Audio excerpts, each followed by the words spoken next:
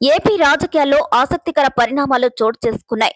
YSR Congress party ఒంటరి ప్రయాణం చేస్తుంది. ఆ పార్టీని కూటమి టార్గెట్ చేస్తుంది. అయితే ప్రభుత్వంపై వైసీపీ గట్టి ఆందోళనలు చేస్తుంది. కానీ ప్రతిపక్షాల నుంచి మాత్రం ఆశించిన స్థాయిలో మద్దతు దక్కడం లేదు. వైఎస్ఆర్ అధికారంలో ఉన్నప్పుడు వామపక్షాలకు కనీసం ఛాన్స్ ఇవ్వలేదు జగన్. కాంగ్రెస్ పార్టీని చాలా తేలిగ్గా తీసుకునేవారు.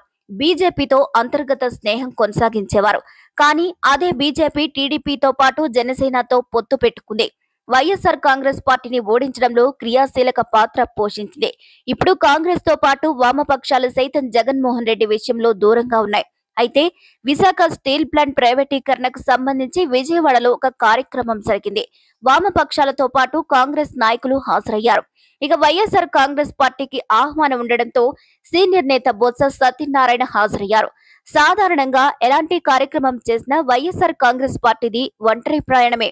కానీ ఈసారి వైఎస్ఆర్ కాంగ్రెస్ పార్టీ రాజకీయ సంక్లిష్ట పరిస్థితుల దృష్ట్యా మిగతా రాజకీయ పక్షాలతో కలిసేందుకు ముందుకొచ్చింది.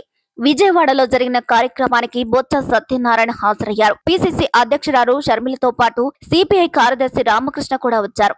ముందుగా బొత్స సత్యనారాయణ రాగా తర్వాత వైఎస్ షర్మిల వచ్చారు. ఆమె రాగానే బొత్స పలకరించారు.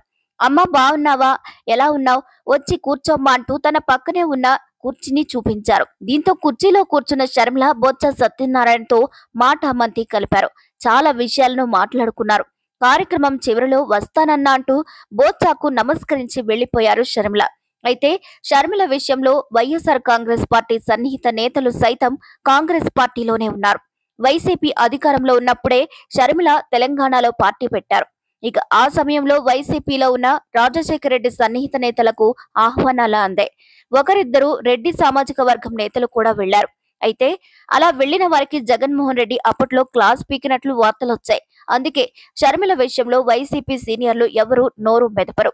ఇప్పుడు అదే పార్టీకి చెందిన సీనియర్ నేత బొత్స సత్యనారాయణ పలకరించడం, కలవడం, ఆమెతో ముచ్చట్లు పెట్టుకోవడం వంటివి చూసి జగన్మోహన్ రెడ్డి ఎలా స్పందిస్తారో అంటూ చర్చ నడుస్తుంది. ఎందుకంటే ప్రస్తుతం షర్మిలతో ఆయన వైరం ఆ స్థాయిలో ఉంది. మరి చూడాలి ఏం జరుగుతుందో. మరి ఈ వీడియోపై మీరేమనుకుంటున్నారో కూడా కామెంట్ చేసేయండి. మరిన్ని వీడియోస్ కోసం మా ఛానల్ని లైక్ చేయండి, షేర్ చేయండి, సబ్స్క్రైబ్ చేయండి.